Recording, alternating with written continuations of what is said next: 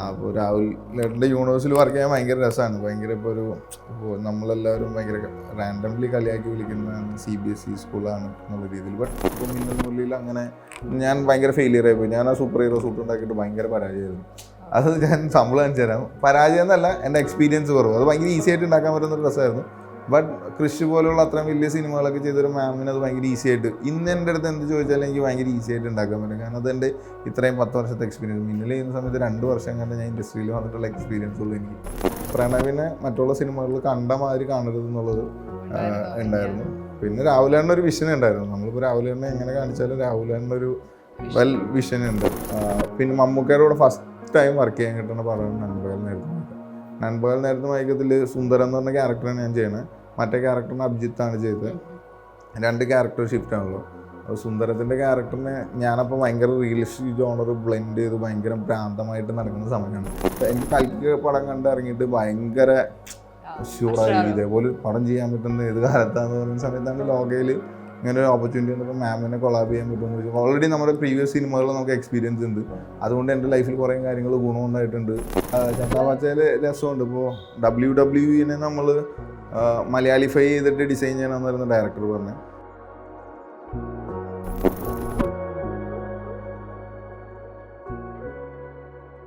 Hello, ഇന്ന് നമ്മളോടൊപ്പം ഉള്ളത് ഒരു കാറ്റിലൊരു പായ്ക്കപ്പൽ തുടങ്ങി ഇങ്ങ് മിന്നൽ മുരളി, ഭ്രമയുഗം, ലോക ആൻഡ് നൈറ്റ് ഡേയ്സ്, ഇപ്പോൾ ഡേസ് വരെ വരെ എത്തി നിൽക്കുന്ന ആ കഥാപാത്രങ്ങൾക്ക് കോസ്റ്റ്യൂംസ് നൽകിയ കോസ്റ്റ്യൂം ഡിസൈനറായിട്ടുള്ള മെൽവിയാണ്. So Melvi, welcome to media channel. Okay, so പറയൂ, ഡേസിറയുടെ വിശേഷങ്ങൾ എനിക്ക് കേൾക്കേണ്ടത്. ഡേസിറ ഇപ്പോൾ ഈ പറഞ്ഞില്ലേ, എനിക്ക് ഭയങ്കര പേഴ്സണലി ഇഷ്ടപ്പെട്ട് വർക്ക് ചെയ്യുന്നൊരു സിനിമയാണ്. രാഹുലേട്ടൻ്റെ കൂടെ ഇപ്പോൾ 2ാമത്തെ സിനിമ വർക്ക് ചെയ്യണം. അപ്പോൾ രാഹുലേട്ടൻ്റെ യൂണിവേഴ്സിൽ വർക്ക് ചെയ്യാൻ ഭയങ്കര രസമാണ്. ഭയങ്കര ഇപ്പോൾ നമ്മളെല്ലാവരും ഭയങ്കര റാൻഡംലി കളിയാക്കി വിളിക്കുന്നതാണ് CBSE സ്കൂളാണ് എന്നുള്ള രീതിയിൽ. ബട്ട് ഭയങ്കര ഓർഗനൈസ്ഡ് ആയിട്ട് നമുക്ക് ഇത്ര കാര്യങ്ങൾ, ഇത്ര ഷോട്ടുകൾ ഇങ്ങനെയാണ് എടുക്കാൻ പോണേ വെൽ ക്ലിയർ ആയിട്ട് പറഞ്ഞു തരുന്ന ഡയറക്ടറാണ്. അപ്പോൾ ആ സിനിമയുടെ ഫുൾ വിഷൻ ആളുടെ കയ്യിലുണ്ടാവും. നമ്മൾ ചെന്ന് അത് എക്സിക്യൂട്ട് ചെയ്താൽ മതി. ഭയങ്കര ഈസിയാണ് ആ സ്കൂളിൽ വർക്ക് ചെയ്യാൻ. പക്ഷെ ഭയങ്കര സ്ട്രിക്റ്റാണ്. പറഞ്ഞ കാര്യങ്ങൾ പറഞ്ഞ ടൈമിൽ അങ്ങനെ ഉടായ്പകളൊന്നും നടക്കില്ല. പ്രോപ്പർലി നമ്മൾ പറയുന്ന കാര്യങ്ങൾ പറയുന്ന ടൈമിനുള്ളിൽ കൃത്യമായിട്ട് സബ്മിഷൻ വയ്ക്കേണ്ട ഒരു സ്കൂളാണ്. അപ്പോൾ എനിക്ക് വർക്ക് ചെയ്യാൻ ഭയങ്കര ഇഷ്ടമാണ്. ആഫ്റ്റർ ബ്രഹ്മയുഗം ഇപ്പോൾ ഡേസിറ വന്നതായാലും ഭയങ്കര പ്രണവ് മോഹൻലാലിന് ഇതുവരെ കാണാത്തൊരു സ്റ്റൈലായിരുന്നു. അതെ. ഇപ്പോൾ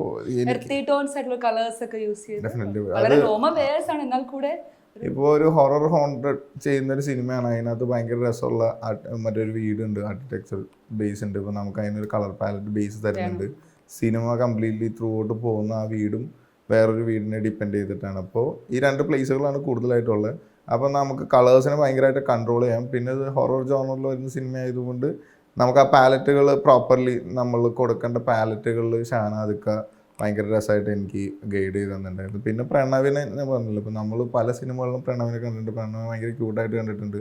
ബട്ട് എനിക്കൊരു ഭയങ്കര രസമായിട്ട് ഇപ്പോൾ ഈ നമ്മൾ കാണുന്ന പുറമേയുള്ള നെറ്റ്ഫ്ലിക്സ് സീരീസുകളിലൊക്കെ കാണുന്ന സിനിമകളിലൊക്കെ കാണുന്ന പോലെയൊക്കെ തന്നെ നമ്മുടെ ആർട്ടിസ്റ്റുകളെ ഇച്ചിരി ഇപ്പോൾ പ്രണവിൻ്റെ ക്യാരക്ടർ നമ്മൾ അതിനകത്ത് പറയുന്നത് ഒരു വെൽ റിച്ച് ഫാമിലിയിലുള്ള ഒരു ഇപ്പോഴത്തെ ജനറേഷനിലൊക്കെ അഡോപ്റ്റ് ചെയ്യാൻ പറ്റുന്ന നല്ലൊരു അതേപോലെ ഒരു ലക്ഷറി ഓൾഡ് മണി എന്നൊക്കെ പറയുന്ന സ്റ്റൈലാണ്. ഇതിപ്പോൾ ഭയങ്കര ക്ലാസി ആയിട്ട് സ്റ്റൈൽ ചെയ്യും. ഇച്ചിരി മറ്റേ എന്താണ് പറയുക, ഇപ്പോൾ നമ്മളതിനകത്ത് പുറത്തേന്ന് പറഞ്ഞു കഴിഞ്ഞാൽ ലിനൻ ട്രൗസേഴ്സാണ് വീടുകളിൽ കുറേ കൊടുക്കുന്ന ലൂസ് ടീഷർട്ട്സ്. അപ്പോൾ അത് മൊത്തം ഒരു ക്ലാസിക് ആയിട്ടുള്ള ആളുകളിൽ വേറെ ചെയ്യുന്നൊരു കാറ്റഗറി സ്റ്റൈലിംഗ് ആണ്. അപ്പോൾ ഓൾഡ് മണി എന്നാണ് നമ്മളതിന് കാറ്റഗറിയിൽ പറയാറ്. അതിൻ്റെ ബ്ലെൻഡും പിന്നെ ഞാനത് സോഴ്സ് ചെയ്തൊക്കെ അങ്ങനത്തെ ഒരു നല്ല പ്രീമിയം സ്റ്റോറുകളിൽ നിന്നാണ് എല്ലാം. ഇപ്പോൾ നമുക്ക് കളേഴ്സും ഭയങ്കര രസമുള്ള ഇംഗ്ലീഷ് കളേഴ്സ് കിട്ടാൻ നല്ല ബ്രാൻഡുകൾ. അതെ, ടീഷർട്ട്സും ഇടയ്ക്കൊക്കെ ഷർട്ട്സിൻ്റെ 2-3 പ്ലേസ്മെൻറ്റും പോയിട്ടുണ്ട്. കൂടുതലും ടീഷർട്ട്സിനകത്താണ്. അതും ഭയങ്കര ഇച്ചിരി ലൂസ് ഫിറ്റഡ് ആയിട്ടുള്ള പിന്നെ ആ ക്യാരക്ടറിനോട് ബ്ലെൻഡ് ചെയ്ത് നിൽക്കാൻ വേണ്ടി. ഇപ്പം ഞാൻ എപ്പോഴും ഒരു സിനിമ ചെയ്യുന്ന സമയത്ത് എനിക്ക് കഥാപാത്രത്തിൻ്റെ സെക്കൻഡ് ഫേസ് ആയിരിക്കണം കോസ്റ്റ്യൂം എന്ന് ബിലീവ് ചെയ്യുന്ന ആളാണ് ഞാൻ. വായിച്ചു കൊടുത്തും അല്ലെങ്കിൽ എൻ്റെ അടുത്ത് കുറേ ആർട്ടിസ്റ്റുകൾ പറഞ്ഞു അങ്ങനെയാണ്. നമ്മളൊരു ആർട്ടിസ്റ്റിൽ നിന്ന് ഒരു ക്യാരക്ടർ ആവാൻ വേണ്ടിയിട്ട് നമ്മൾ കൊടുക്കുന്ന വസ്ത്രവും മേക്കപ്പും ആണ് അതിനെ ആക്ച്വലി ഇവരൊരു 50% ഡ്യൂട്ടി തീർക്കുക എന്നുള്ളത്. എനിക്ക് ഫസ്റ്റ് അപ്രീസിയേഷൻ കിട്ടിയത് കെട്ടിയുള്ള എൻ്റെ മാലാഖയിലാണ്. അത് കഴിഞ്ഞിട്ട് പിന്നീട് ഓക്കെ നമുക്ക് മനസ്സിലാവും, ഓക്കെ ആർട്ടിസ്റ്റുകൾ ഭയങ്കര കംഫർട്ടായിട്ട് അഭിനയിക്കുന്നതിന് മെയിൻ റീസൺ എന്ന് പറഞ്ഞാൽ ആക്ച്വലി ഒരു മിററിലേക്ക് നോക്കുമ്പോൾ അത്ര ഷിഫ്റ്റ് കിട്ടാൻ ഒരു മേജർ റീസൺ മേക്കപ്പും കോസ്റ്റ്യൂമാണ്. അപ്പോൾ നമ്മളത് ഏറ്റവും ഭംഗിയായിട്ട് അവർക്ക് കൊടുത്തു കഴിഞ്ഞാൽ അല്ലെങ്കിൽ ക്യാരക്ടറിന് ബ്ലെൻഡ് ആവുന്ന രീതിയിൽ കൊടുത്തു കഴിഞ്ഞാൽ അത് അടിപൊളിയായിട്ട് വരുമെന്ന് തോന്നുന്നു. കാരണം എൻ്റെ എല്ലാ ക്യാരക്ടറുകളിലും അങ്ങനെ ഞാൻ പ്ലേ ചെയ്യാറുണ്ട്. പ്രത്യേകിച്ച് പ്രണവിൻ്റെ ഇതിനകത്ത് വരുന്ന സമയത്ത്. പിന്നെ പ്രണവിനെ മറ്റുള്ള സിനിമകളിൽ കണ്ട മാതിരി കാണരുത് എന്നുള്ളത് ഉണ്ടായിരുന്നു. പിന്നെ രാഹുലേണ്ണ ഒരു വിഷൻ ഉണ്ടായിരുന്നു. നമ്മളിപ്പോൾ രാഹുലേണ്ണ എങ്ങനെ കാണിച്ചാലും രാഹുലേണ്ണ ഒരു വെൽ വിഷൻ ഉണ്ട്. പ്രണവ് ഭയങ്കര കൂൾ മെമ്പറാണ്. അതായത് പ്രണവിന് ഞാൻ കുറേ ആർട്ടിസ്റ്റുകളോട് വർക്ക് ചെയ്യുന്നത്, എല്ലാ ആർട്ടിസ്റ്റുകളും നല്ലതാണ്. ബട്ട് പ്രണവ് ഭയങ്കര ഇവരെല്ലാക്കാരൊക്കെ ഭയങ്കര ഡിഫറെൻ്റ് ആണ്. ബാക്കി എല്ലാവരും ആക്ച്വലി ആർട്ടിസ്റ്റുകളായിട്ട് വർക്ക് ചെയ്യുന്നതാണ്. പ്രണവ് ഇയർലി 1 ഒരു മൂവി ചെയ്യുന്നുള്ളൂ. അപ്പോൾ പിന്നെ ലാലേൻ്റെ മോൻ എന്നൊക്കെ പറഞ്ഞ് ഞങ്ങൾ അങ്ങനെ ഒരു ഇതിനകത്താണ് നമ്മൾ ഫസ്റ്റ് ലുക്ക് ട്രയൽ ചെയ്യാൻ വന്നത്. ബട്ട് ഭയങ്കര കൂളായിട്ട് നമ്മളത് ഞാൻ 1-2 ഇൻ്റർവ്യൂവിലൊക്കെ പറഞ്ഞിട്ടുണ്ട്. വന്ന ഡ്രസ്സ് ഭയങ്കര ഏജ്ഡ് ആയിട്ടുള്ള ഡ്രസ്സാണ്. ബട്ട് ഈ ഞങ്ങൾ സ്റ്റൈൽ ചെയ്ത് വരുന്ന സമയത്ത് പ്രണവ് എന്തിനോടും കംഫർട്ടബിളാണ്. അപ്പോൾ സ്റ്റൈൽ ചെയ്യാൻ ഒരാൾ ഫ്രീ ആയിട്ട് കിട്ടുമ്പോൾ ഭയങ്കര രസമായിട്ട് അത് ഫ്രീഡത്തിൽ യൂസ് ചെയ്യുക. പിന്നെ അത് നമുക്ക് പറഞ്ഞില്ലേ, എല്ലാം നമ്മൾ നല്ല ബ്രാൻഡുകളായിട്ടുള്ള പ്രൊഡക്റ്റുകളാണ് മേടിക്കുന്നത്. പിന്നെ എന്തായാലും ആ ക്യാരക്ടറിന് പിന്നെ സ്റ്റൈൽ സെറ്റ് ചെയ്യുക എന്നുള്ളതാണ്. പിന്നെ പ്രണവിൻ്റെ അടുത്ത് കോൺവെർസേഷനിൽ പ്രണവും ഇങ്ങനത്തെ ഡ്രസ്സുകളൊന്നും യൂസ് ചെയ്യാറില്ല എന്നൊക്കെ പറഞ്ഞിട്ടുണ്ട്. ഫസ്റ്റ് ടൈമാണ് ഞാൻ ചില ഡ്രസ്സുകളൊക്കെ ഞാൻ യൂസ് ചെയ്യണത്. എനിക്ക് തോന്നുന്നു ഈ ലോഗയുടെ കോസ്റ്റ്യൂംസിനെ ഒക്കെ പറ്റി ഓൾമോസ്റ്റ് എല്ലായിടത്തും ചർച്ച ചെയ്ത് കഴിഞ്ഞു. ഈ നൈറ്റ് റൈഡേഴ്സിന് അത്യാവശ്യം നല്ല വർക്ക് ചെയ്തിട്ടുണ്ട് അല്ലേ? അപ്പൊ നൈറ്റ് റൈഡേഴ്സിന്റെ വിശേഷങ്ങളോട്.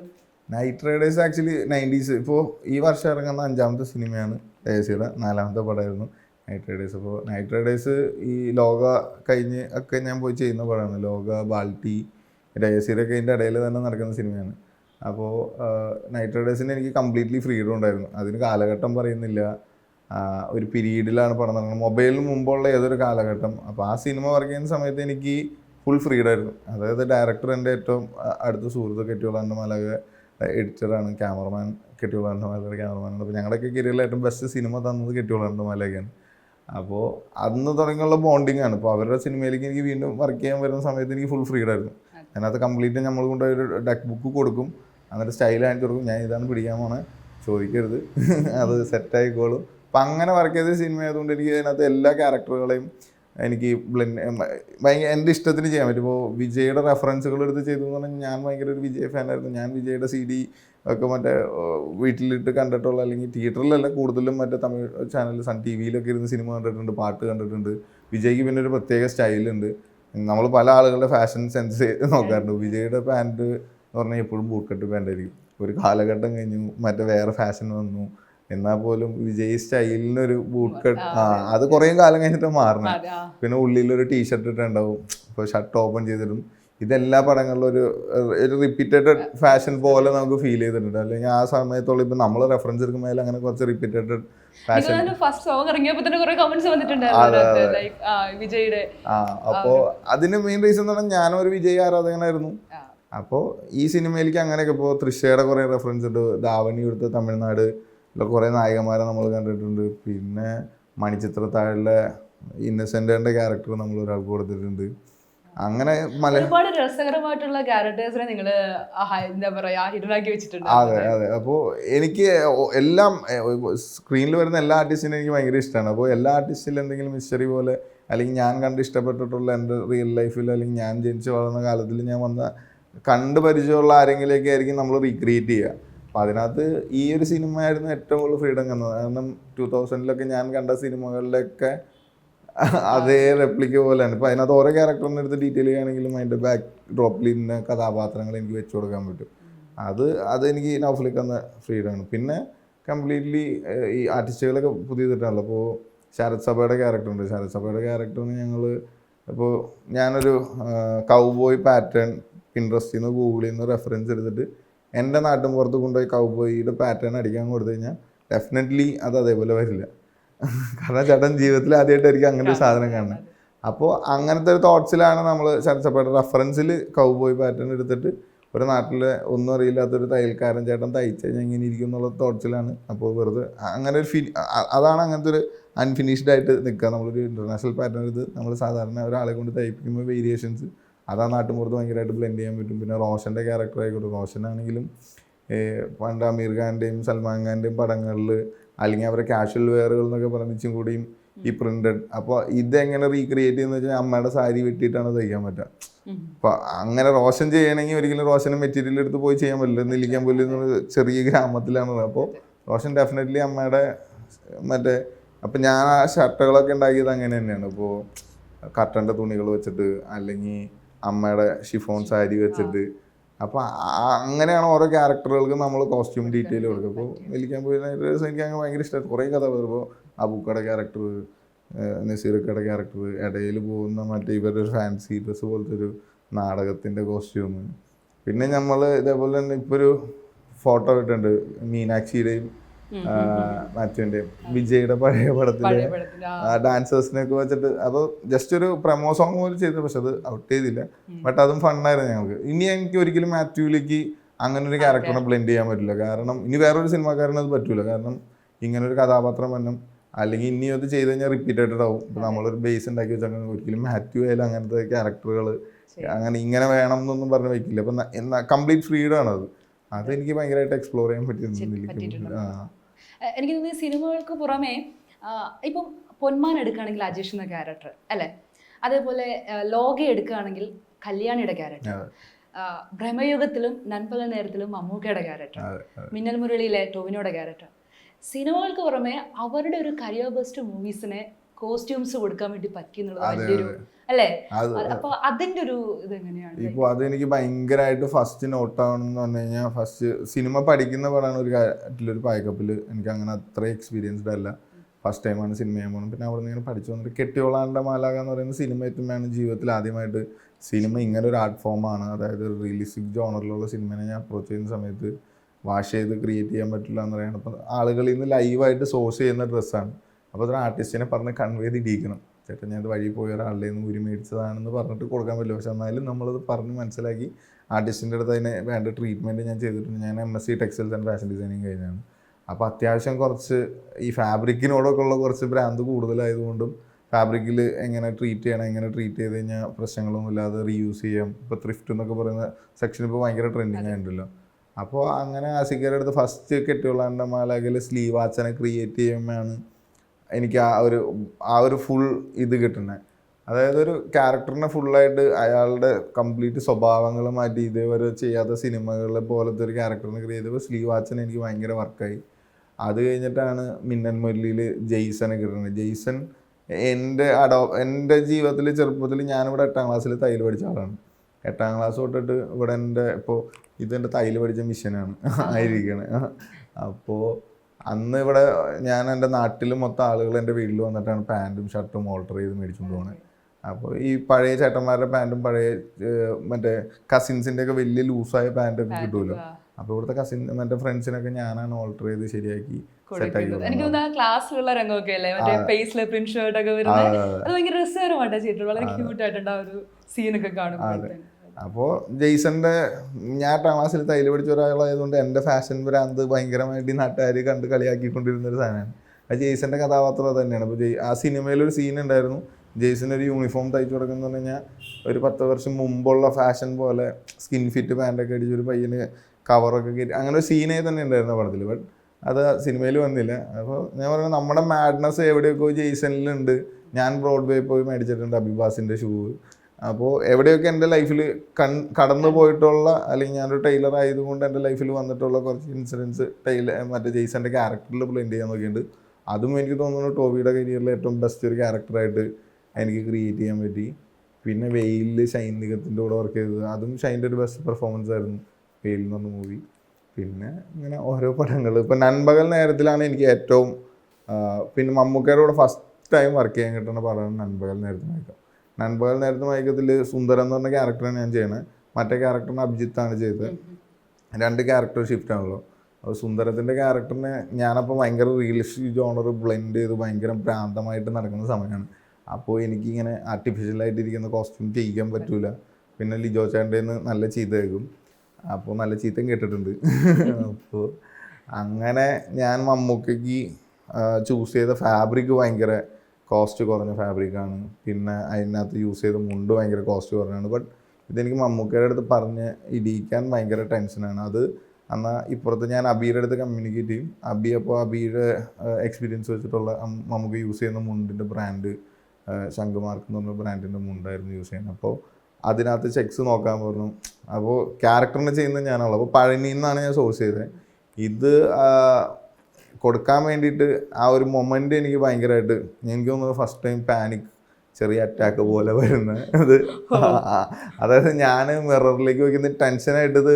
അത് പിന്നെ നമ്പേഴ്സ് ഓഫ് എണ്ണം വേണം. അതായത് ഈ ചെക്കുകൾ മുണ്ടുകളൊന്നും ചിലപ്പോൾ നമ്പർ ഓഫ് എണ്ണം കിട്ടൂല. പിന്നെ നമ്മൾ ഷർട്ട് അടിച്ചത് പാളിപ്പോയി, ആദ്യത്തെ 2 ഷർട്ട് പാളിപ്പോയി മെഷർമെൻറ്റ്.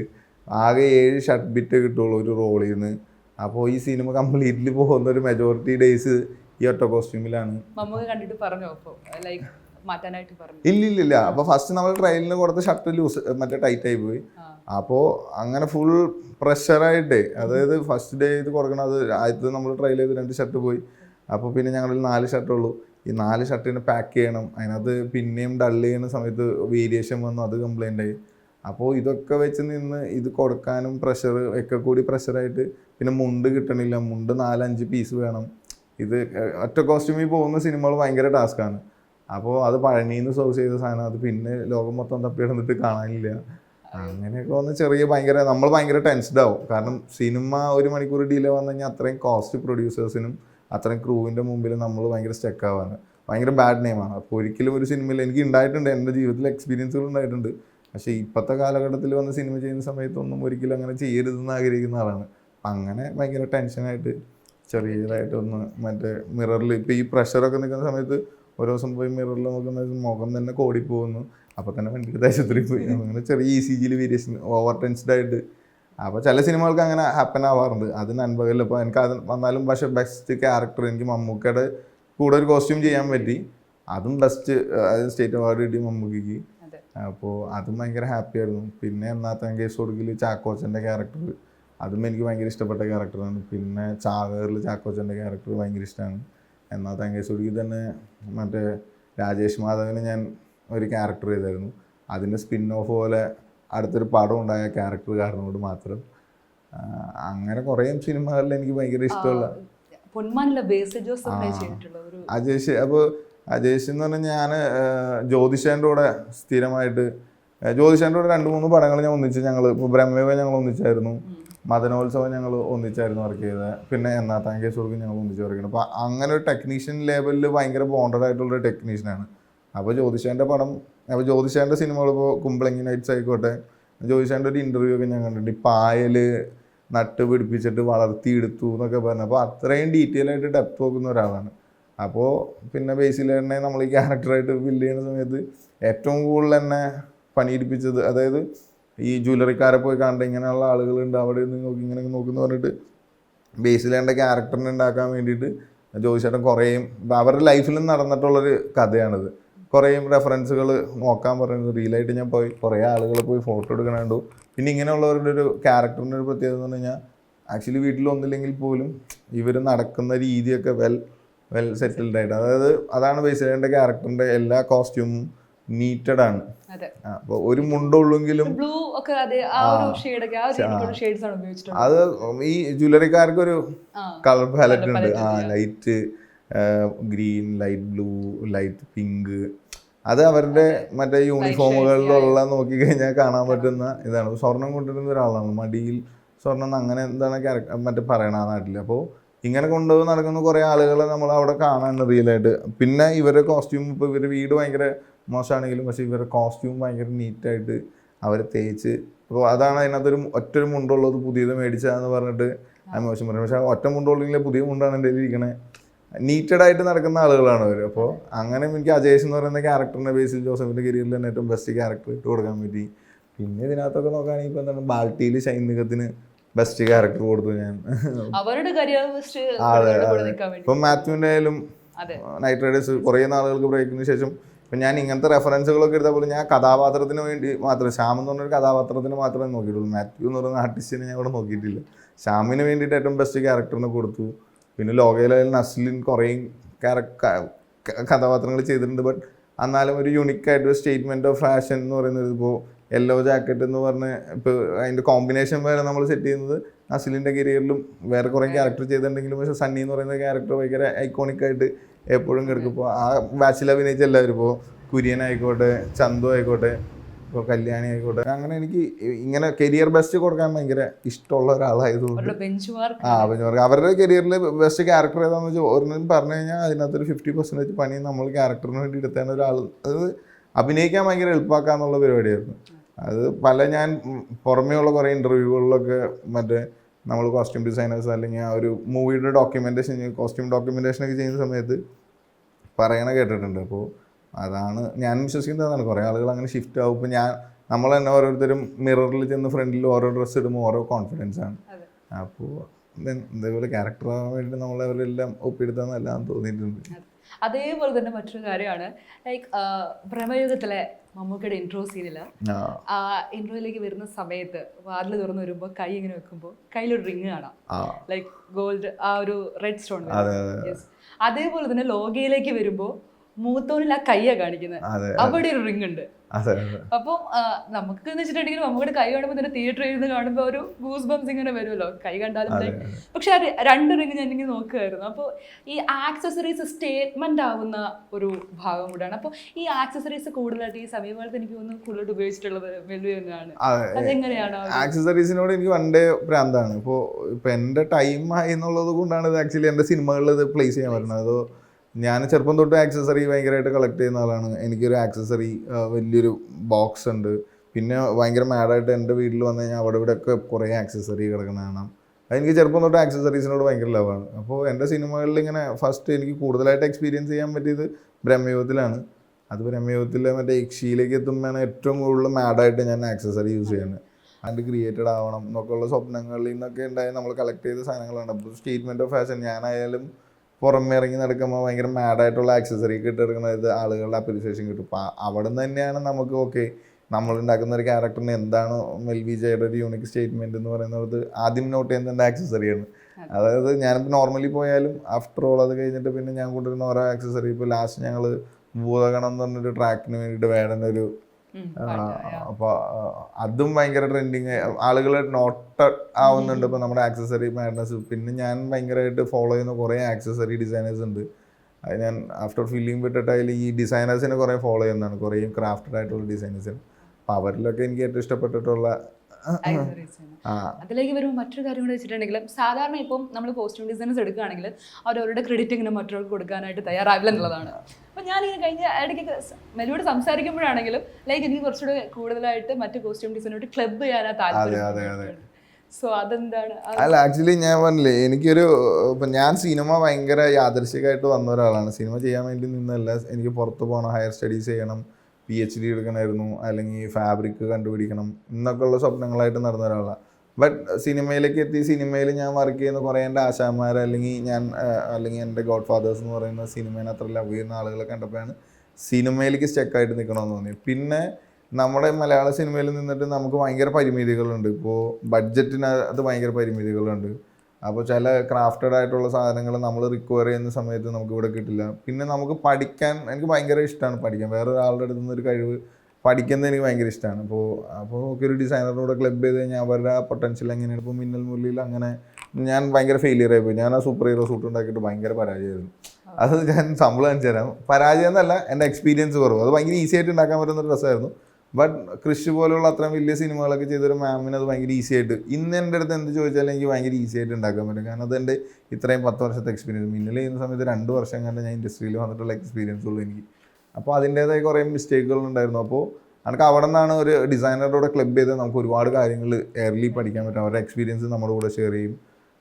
പിന്നെ അതുകൊണ്ട് എനിക്കൊരു നഷ്ടമില്ല. അവർക്കും ഒരു ജോബാണ്, എനിക്കൊരു ജോബ് കിട്ടുന്നു. എൻ്റെ ശമ്പളത്തിൽ വേരിയേഷൻസ് ഒന്നുമില്ല, അല്ലെങ്കിൽ കുറയില്ല, ഒന്നുമില്ല. എനിക്ക് തരുന്ന ശമ്പളം തന്നെ വരും. നമുക്കൊരു ഡിസൈനർ എൻ്റെ കൂടെ വന്നു കഴിഞ്ഞാൽ അയാളുടെ അടുത്ത് നിന്ന് കുറേ കാര്യങ്ങൾ എനിക്ക് പഠിക്കാൻ പറ്റും.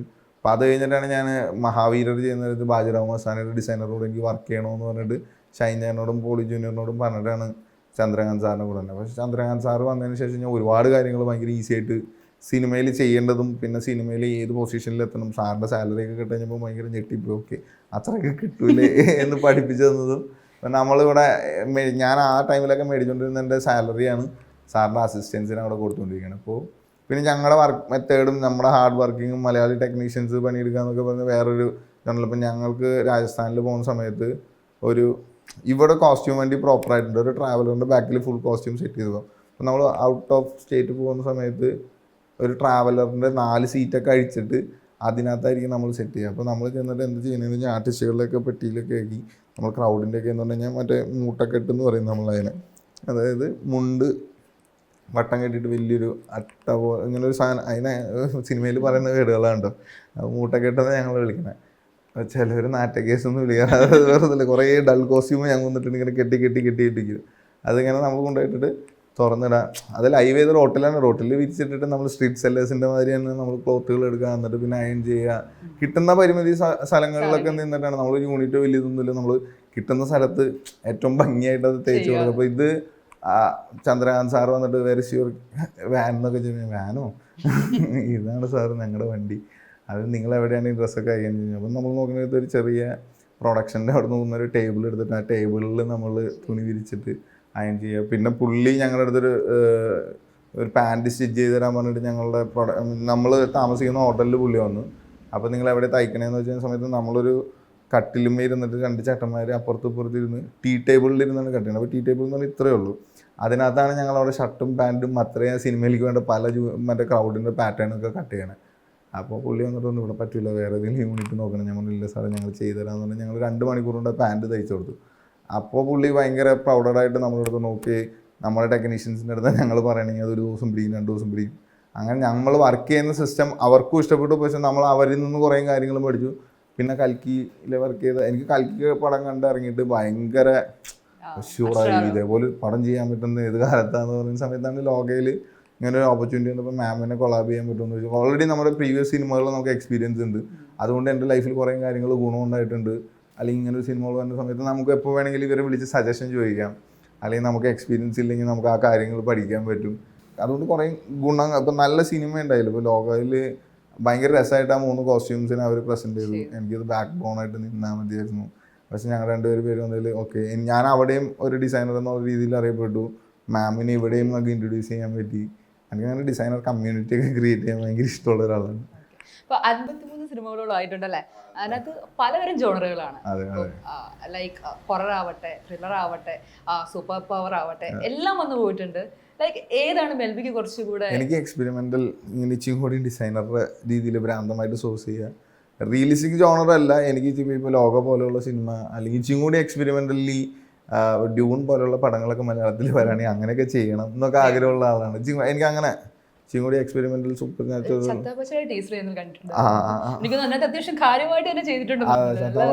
രസമുണ്ട്. ഇപ്പോൾ WWE നമ്മൾ മലയാളിഫൈ ചെയ്തിട്ട് ഡിസൈൻ ചെയ്യണമെന്ന് പറയുന്ന ഡയറക്ടർ പറഞ്ഞു.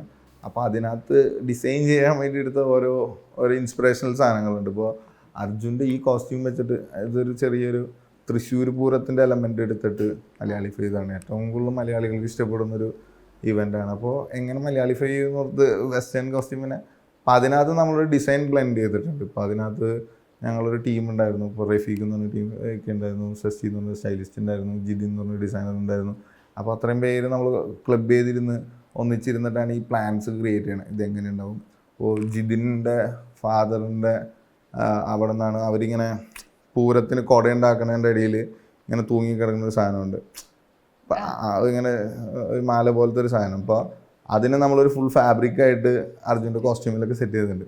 അങ്ങനെയാണ് മലയാളിഫൈ ചെയ്തതാണ്. ബട്ട് കാഴ്ചയിൽ വെസ്റ്റേൺ പാറ്റേൺ, വെസ്റ്റേൺ ഡിസൈൻസും ഷോൺ മൈക്കിളിൻ്റെ റെഫറൻസൊക്കെ പോലത്തെ ഒരു റെഫറൻസാണ് ഞാൻ അർജുന്.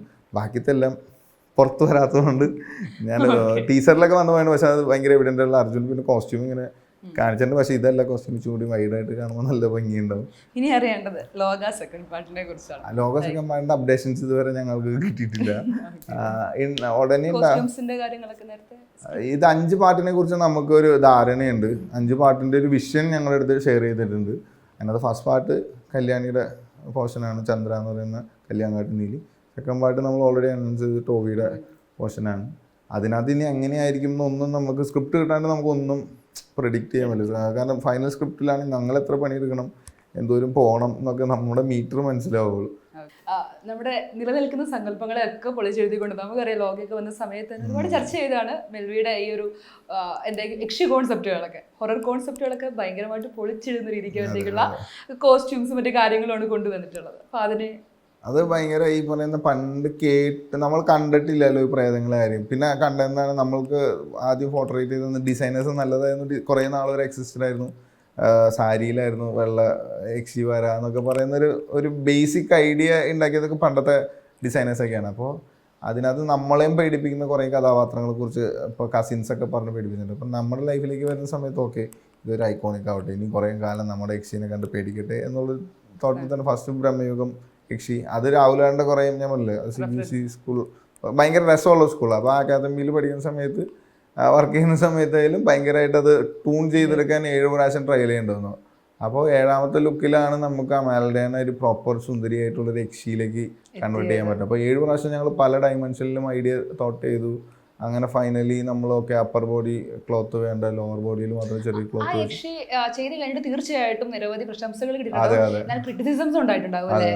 അപ്പം അതെന്തായിരുന്നു അങ്ങനെ ആ ഒരു ഇല്ല ആക്ച്വലി അത് പോർട്രേറ്റ് ചെയ്ത രീതി ഭയങ്കര ഇപ്പോൾ ആളുകൾ പ്രതീക്ഷിക്കാത്ത രീതിയിലാണ്. ഒരു യക്ഷീനോട് ഭയങ്കര ലവ് തോന്നുന്ന രീതിയിലാണ് നമ്മൾ ആ യക്ഷീനെ പോർട്രേറ്റ് ചെയ്തത്. കണ്ടു കഴിഞ്ഞാൽ ഭയങ്കര ക്യൂട്ടാണ്. അന്ന് മിത്തിലുള്ള യക്ഷികളെ പോലെ തന്നെ ക്രിയേറ്റ് ചെയ്തിട്ടുണ്ട്. ഇതിൻ്റെ മൊത്തത്തിൽ പൊളിച്ചെഴുതിയതാണ് കല്യാണിയുടെ ലോക എന്ന് പറയുന്ന സമയത്ത്. ഓക്കെ അങ്ങനെ ഒരു മിത്ത് ക്യാരക്ടർ അല്ല, മോഡേൺ യക്ഷി വന്ന അന്ന് നമ്മുടെ മിത്തുകളിലൊക്കെ പറഞ്ഞിട്ടുള്ള വെള്ള സാരി. പക്ഷെ അതിനെ വെള്ള സാരി നമ്മൾ പൊളിച്ചിട്ട് നമ്മളൊരു ചെറിയ കുട്ടി ഡ്രസ്സിലേക്ക് എത്തി. പിന്നെ അതിന്റെ കംപ്ലീറ്റ് മാറ്റിയിട്ടാണ് അത് കംപ്ലീറ്റ് അങ്ങനത്തെ ഒരു വേറൊരു ഫാഷൻ സ്റ്റേറ്റ്മെന്റ് തന്നെ ആ യക്ഷിക്ക് ഉണ്ടാക്കി. അവിടുന്ന് പൊളിച്ചിട്ടാണ് മറ്റേ നെല്ലിക്കാൻ പോലും നൈറ്റ് ഡേയ്സിൽ പാവം ഞങ്ങളുടെ മറ്റേ ജ്യോതി ചേച്ചി വരുന്നത്. ജ്യോതി ചേച്ചീനെ നമ്മൾ കേട്ടിട്ടുള്ള വടയക്ഷികൾ എന്നൊക്കെ പറയാറുള്ള ആക്ച്വലി നമ്മളെ സ്റ്റൈലിങ്ങിൽ തന്നെ അങ്ങനെ ആക്ച്വലി ഹിപ്സൊക്കെ കാണിക്കുന്ന അല്ലെങ്കിൽ അങ്ങനെ ഇപ്പോൾ വടയക്ഷി എന്ന് നമ്മൾ കുറേ കേട്ടിട്ടുണ്ട്. അപ്പോൾ ജ്യോതി ചേച്ചീനെ നമ്മൾ പോർട്രേറ്റ് ചെയ്യുന്ന സമയത്ത് ഓക്കെ ഈ യക്ഷിനെ നമ്മൾ ക്രിയേറ്റ് ചെയ്തു, ഈ യക്ഷിനെ ക്രിയേറ്റ് ചെയ്തു. അന്ന കാഴ്ചയിൽ ഇച്ചിരി വിയേർഡ്നെസ് തോന്നണം, മേക്കപ്പ് പ്രോസറ്റിക്സ് ഒക്കെ ഉണ്ട്. ബട്ട് അന്ന സ്റ്റൈലിങ്ങിൽ ഒരു ക്യൂട്ട്നെസ് തോന്നണം. ലാസ്റ്റ് അല്ലെങ്കിൽ ശ്യാമിൻ്റെ എന്ന ക്യാരക്ടറിന് ചോറ് മേടിക്കട എന്ന് പറയുന്ന സ്ഥലത്ത് ഹ്യൂമറും വർക്കാവണം. ആ സമയത്ത് ഇമോഷനും വേണം. അന്ന് ജ്യോതി ചേച്ചി ഭയങ്കര കെയറിങ് ഉള്ള ഒരു പ്രേതമാണ്. മറ്റുള്ള പ്രേതങ്ങൾ ഭയങ്കര കെയറിങ് ഉള്ള പ്രേതമാണ്. അപ്പോൾ അങ്ങനെ പിന്നെ അത് ഇപ്പോൾ കംപ്ലീറ്റ്ലി പ്രേതം ഉണ്ടോയെന്ന് വെച്ച് കഴിഞ്ഞാൽ ഭയങ്കര അവിടെ ഇവിടെയൊക്കെ ചെറിയ എലമെൻറ്റുകളായിട്ട് നമ്മൾ ചെയ്യുന്നുള്ളൂ. ബട്ട് കംപ്ലീറ്റ്ലി വേറൊരു ട്രീറ്റ്മെൻറ്റാണ്. ഇപ്പോൾ ടീസറിൽ ഇറങ്ങിയത് ട്രെയിലറിൽ ഇറങ്ങിയ പെൺകുട്ടിയുടെ ഷോട്ട് ആയിക്കോട്ടെ, പിന്നെ ആ പടത്തിലും ഭയങ്കര മേജറായിട്ടുള്ളൊരു ക്യാരക്ടർ ഉണ്ട്. അതിപ്പോൾ പെട്ടെന്ന് ഒരാഴ്ച പോലും ആവാത്തതുകൊണ്ട് പക്ഷെ അതിനകത്തും ക്രിയേറ്റ് ചെയ്യുന്ന സമയത്ത് 4ാമത്തെ പടമാണ് എൻ്റെ ഹൊറർ ജോണറിൽ വരുന്നത്. ഒരു പടം കൂടി ഉണ്ട് കറക്കം എന്ന് പറഞ്ഞു. അപ്പോൾ ഈ 4 പടത്തിലും ചെയ്യാത്ത കംപ്ലീറ്റ് എൻ്റെ ഡിഫറെൻ്റ് ആയിട്ടുള്ള ഭയങ്കര രസമുള്ള എനിക്കിപ്പോൾ ഈ 4 പടത്തിനേക്കാൾ ഏറ്റവും കൂടുതൽ എക്സൈറ്റഡ് ആ സിനിമ ഒന്ന് പെട്ടെന്ന് ഇറങ്ങി കഴിഞ്ഞാൽ അതിന് തിയേറ്ററിൽ ഈ പ്രേതങ്ങളുടെ ഒരു വിഷ്വലൈസിങ് കാണാൻ അതെനിക്ക് ഭയങ്കര രസമുള്ള ബാസി മൂവിയാണ്. പക്ഷെ അത് നല്ല രസമുണ്ട്. 5 ക്യാരക്ടറുണ്ട്. അത് കുറച്ച് ബെഞ്ച് ഓഫ് ഇതിനകത്തെല്ലാം കൂടി കംപ്ലീറ്റ് ചെയ്തിട്ട് ഇനിയും പ്രേതം കുറച്ച് പക്ഷെ വലുതായിട്ട് ഈ രാഹുലാൻ്റെ സിനിമകൾ കണ്ടിന്യൂസ് വരാണെങ്കിൽ നമ്മൾ എന്തായാലും ചെയ്യും. അത് ഭയങ്കര രസമുള്ള രാഹുലാൻ്റെയിൽ ഇരിക്കുന്ന സബ്ജക്റ്റുകളും രാഹുലേട്ടൻ വേറൊരു ജോണർ എക്സ്പ്ലോർ ചെയ്യാണ്ട് ഈ ജോണറിൽ തന്നെ എല്ലാം എക്സ്പെരിമെൻ്റ് ചെയ്യുന്നുള്ളതായതുകൊണ്ട് എനിവേ ചത്താപ്പച്ച പോലുള്ള മികച്ച സിനിമകൾ ഇനി വരാൻ വേണ്ടി ഇരിക്കുന്നുണ്ട്. എല്ലാ സിനിമകളും ഗംഭീര വിജയമാവട്ടെ. And thank you for your valuable time. Okay.